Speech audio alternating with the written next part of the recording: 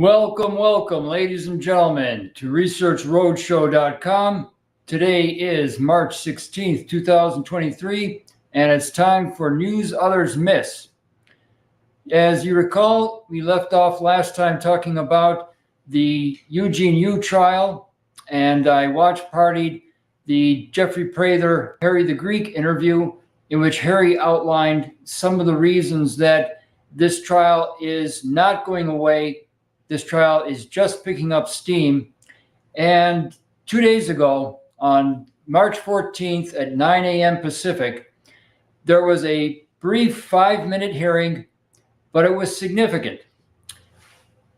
Fellow Osprey Rick Olson was on the scene in the courtroom at the Clara Shortridge Justice Center, and he observed several things happening. First of all, there was a lot of confusion out in the hallway again, but then at the clerk of courts, there were 7 lawyers.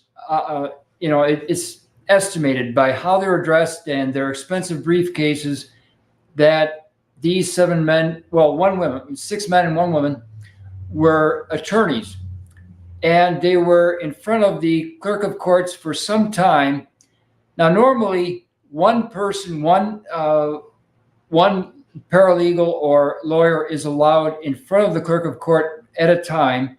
In this case, there were 4 at a time in front of the clerk of court, and there was some, very nervous discussion. This is one sign that this case is picking up steam. As Rick Olson verified later, it didn't appear that these 7 lawyers were with either the prosecutor's office or with the Eugene U's counsel. So Rick's estimation is that they were government lawyers of some type. Not sure whether they were from the LA County area or maybe from Sacramento, but they did look a lot like government attorneys to Rick Olson. The interesting feature, the one thing to note here is that they didn't appear to have any interaction directly with the district attorney's office or with the Eugene U counsel during the trial, or just before, just after the trial. So it's interesting why they were there in the first place and why they had so much to say to the clerk of courts. I don't know, maybe they just wanted to make sure to get their copy of the transcript. But in that case, maybe 1 would have been sufficient. This case is important. Why? As you'll recall from Harry the Greek's interview with Jeff Prather, the judge in the case, Judge Amy, has ordered the Connect servers opened, and it's taken almost a month now. The servers have not yet been opened, or at least there's been no indication to Rick Olson that the servers have been opened. But she did make a comment yesterday on the mic saying that it appears like the DA's office, or in her words, the people of LA County have, it seems like they're close to compliance, means that they are close to complying with what I asked them to do 3 or 4 weeks ago. So in my humble opinion, this case, if those servers are unlocked and if there is human readable data, it is going to set off a series of trials, a series of accusations and lawsuits aimed at different people across the country, not limited to LA County or to Lansing, Michigan.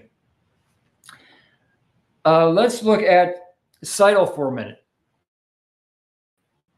Now, CITL, as it says there on their homepage, they power 90% of binding elections with knowledge, security, and with innovative, secure, and transparent technology. Why is this important? Why is CITL important? Paul Allen of Microsoft fame started getting involved with Seidel back in 2008, and then he pumped $45 million into Seidel in 2014. Why? Because Seidel has a vested interest in making sure that Microsoft powers all of their devices. Microsoft is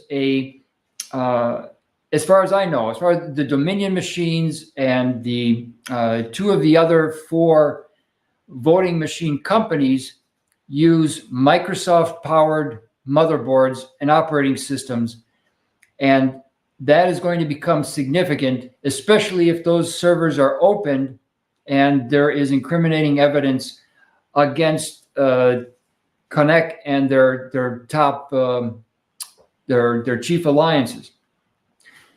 Let's go for a minute to Harry's website. Now, many of you are still asking, well, the among the 200 subscribers to this channel, I've called at least 6, and all 6 said the same thing. John, Silicon Valley Bank is much bigger than this.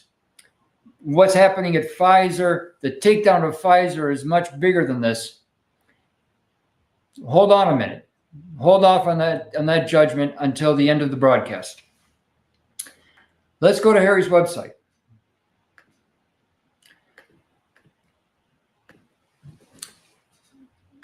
Harry briefly got into ERIC, and ERIC stands for the Electronic Registration Information Center. According to Harry, it's a phony nonprofit. It's a political action committee controlled by George Soros and the Pew Charitable Trust. There's that word again, trust.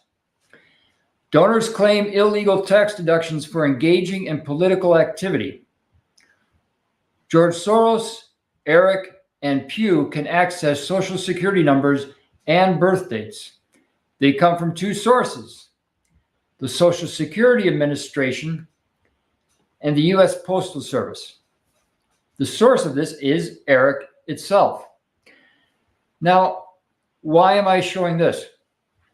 Because here is another instance of where your data, not only where you live and whether you voted Republican or Democrat, but potentially your Social Security records, your health records, a lot of different types of data are going to servers outside the country, and if anything, outside the state, your state. And why should your county data, for example, your county health, the County Health Administration Board, why should their data ever go outside the county?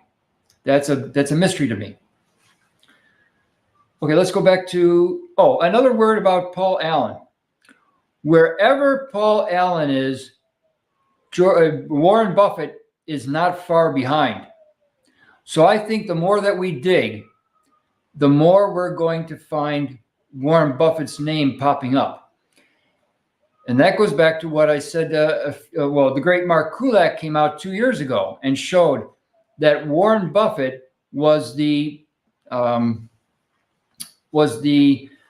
real force behind William H. Gates III, otherwise known as Bill Gates. Warren Buffett pretty much controlled the major movements of Microsoft between 1985 and 2005. Why is this important? Because it's fundamental that we show that the people who run the election systems in countries like Spain and Italy and France are very much the same people, or they run with the same group, the same cohort as those that control the biological laboratories. The biological laboratories in Western Europe are pretty much all controlled by the same group that run not only the elections, but everything else. And we all know, every European knows that the ruling class, the lords and the dukes and the princes, never went away.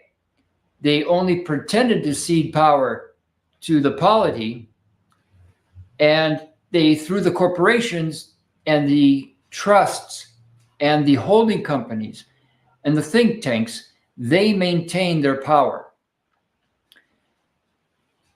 So if we can show that Seidel, the people behind Seidel, control all of the bioweapons labs, not only in Europe, but also in America and China and other countries, then people will start to wake up, because they'll say, wait a minute, I voted in the 2020 election, I voted in the 2022 election, and I suspect that there was some hanky-panky. I suspect that there was some, there was some manipulation of the voter data. If those people that are at least 40 million now start to see that the same people controlling the elections control all the biological laboratories, they're going to start getting mad. And it won't be just Pfizer. They're going to start seeing that they're all involved, starting with Merck, Albany, New York, Merck, Amgen, many other life sciences companies in New England, in Wisconsin, in Colorado. Now, let's go back to Silicon Valley Bank for a minute. Let's pull that up. Now, everyone's talking about Silicon Valley Bank now. George did a great video. It's only 2.5 minutes on his Twitter. That's twitter.com/RealGeorgeWeb1. And George is showing that the dead bodies are starting to pile up. Dead bodies doesn't mean only Democrats. There's a lot of Republicans. Remember Warren Buffett? Warren Buffett was a Republican. Most of his cohort, especially in state capitals in the Midwest, are Republicans. So FTX, the major tech banks, the banks that fund the tech startups like Facebook, all of these things are part of the same entity, which is neither Democrat nor Republican, but internationalist.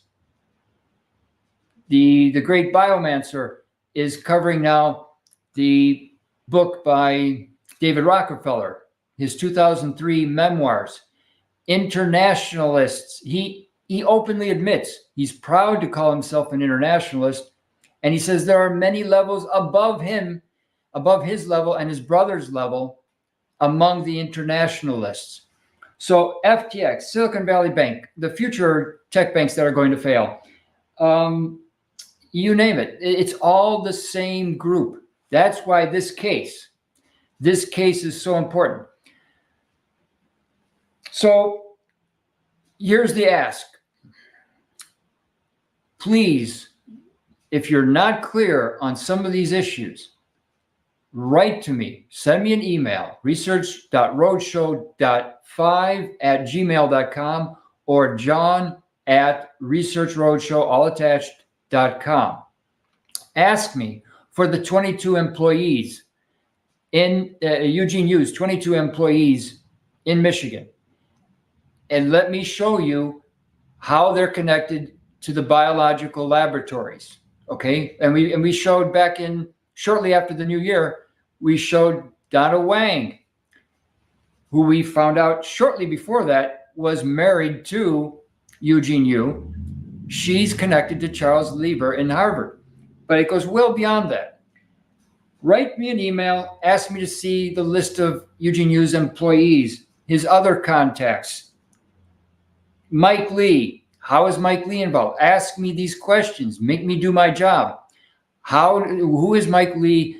Why is his office in San Francisco completely surrounded by 23 life sciences companies?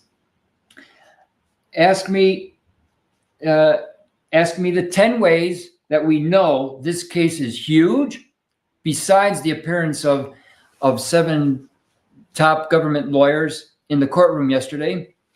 Ask me all the ways that this case is huge. And most of all, please, we need to support Rick Olson there in Los Angeles County. If you live in the United States and you have a friend or a coworker or a relative that lives in Southern California and is within driving distance of LA County, please get in touch with me. I'll put you in touch with Rick so that they can work on getting together and going as a team to each of these hearings and trial. This is a big, big deal. Everything else, this is tangible. This could be a tick in the win column for us as citizen journalists, because so far with the voting, we don't have a good track record when it comes to election fraud.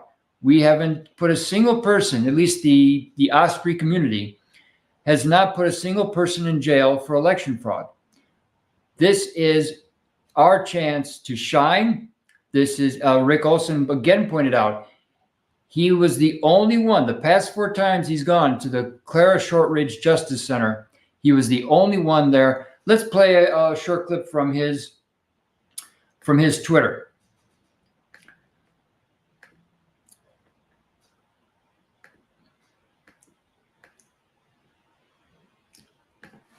Again, please write to me. Make me do my job. Ask me to explain why the case is so important and why you need to activate everyone within your social circle. Because let's say that your thing is the education of children with your county school board. This case ties directly to the education of your children or your nephews or your grandchildren. Ask me why. Send me an email. Ask me to explain in detail how this works. Okay, let's play Rick's Twitter.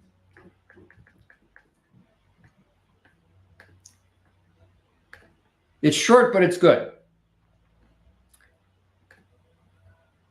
It's like everything else, ladies and gentlemen. You don't learn. You're not born with these talents, with these skills. It's a question of you learn on the job, like I did. I hadn't been on the bus for a while, and I was noticing, I'm the oldest person on there. I go in the courtroom, and there are 4 right behind the line where it says, I'm having a Buzz Lightyear moment then. LA Deputy DA Luke Sisak and Gary, the Connect attorney, had a conference with Judge Amy, who shook her head, and soon thereafter on mic said, the people are close to compliance, and we will be back on March 23rd at 1:30 p.m.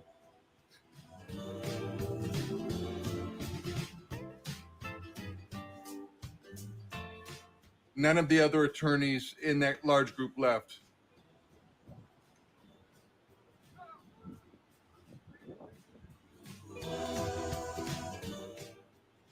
On the second floor, I noted that the court computer has an indication that defendant Eugene Yu was in court December 2nd as well as February 9th.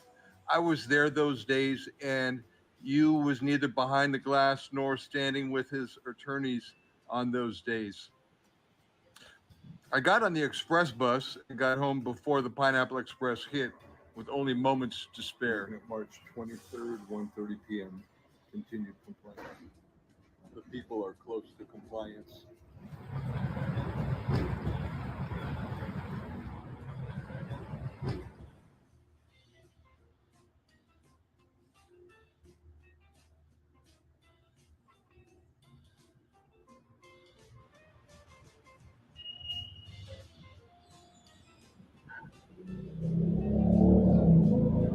I didn't take Uber, I took the bus. I'm almost home and I only got the sweat. Now the express, the Pineapple Express, the atmospheric river is just about to roll in on us.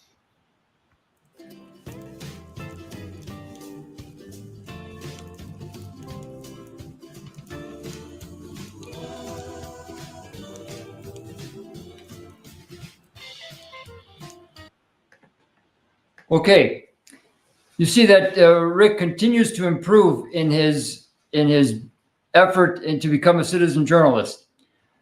If you know someone, especially a younger person who is between gigs and is thinking about joining the citizen journalist business, please have them get in touch with me or with one of the other Ospreys.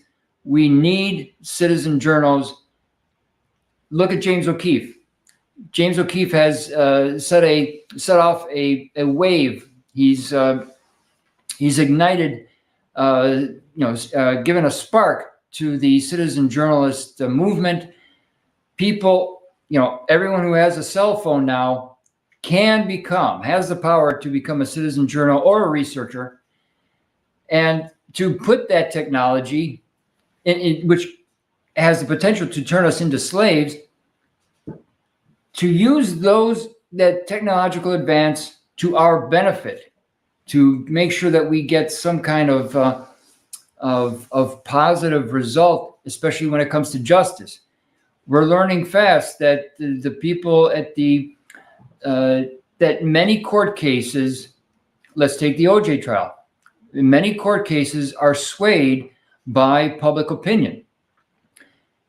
We need citizen journals to make the people aware, in this case, in LA County.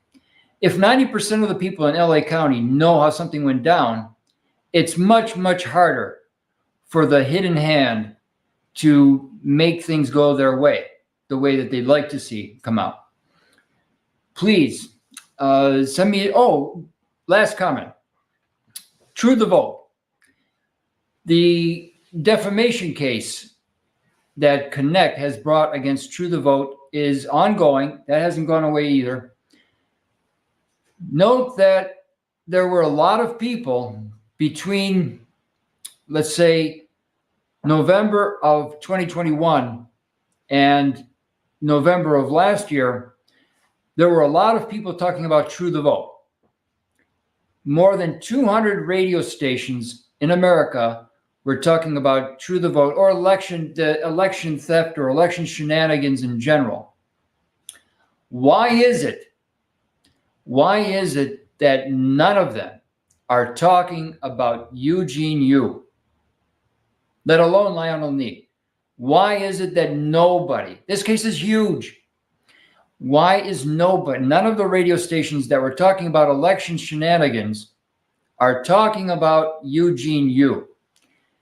Because that underlines a potentially much bigger story, that the grip of the powers that be on our media are so firm, are so tight, that not a single radio station manager will risk mentioning Eugene Yu even one time. Okay, thank you for listening to me for the past half hour. Tomorrow at noon, we have Protecting the Nest. And Saturday, we have George Webb Video Watch Party at noon Eastern, followed by a tribute to Julian Assange and WikiLeaks. Thank you very much, and have a good day. Keep smiling. It drives the AI crazy. And please, even if there's some financial stress, try to protect the younger children from that stress. Don't let them see you're stressed. Keep a positive attitude. Thanks, everybody. See you tomorrow.